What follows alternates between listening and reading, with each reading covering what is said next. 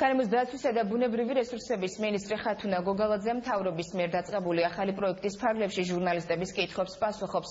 მინისტრმა სამინისტროს მიერ ბოლო თვეებში გაწეული საქმიანობა დადებითად შეაფასა და დაგეგმილი ცვლილებების შესახებ ისაუბრა. მისი განცხადებით სამინისტროს ახალ ხელისუფლებას რთული მდგომარეობა დახვდა როგორც საკანონმდებლო, ასევე ადამიანური რესურსების მხრივ და ამ კუთხით კანონთან შესაბამისობაში მოყვანისთვის მუშაობენ.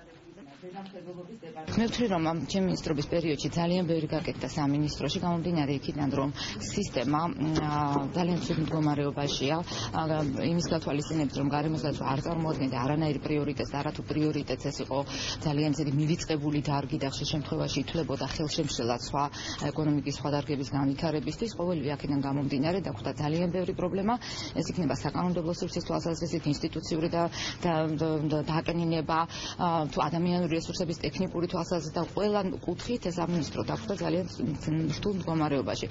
აქედან გამომდინარე ჩვენი ძირითადი ძალისხმევა მიმართულია სწორედ იმისკენ, რომ მოხდეს ამის ეტაპობრივი აღდგენა, იმიტომ რომ რაღაცის გაფუჭება გაჩერება გაცილებით ადვილია, ვიდრე მისი აღდგენა.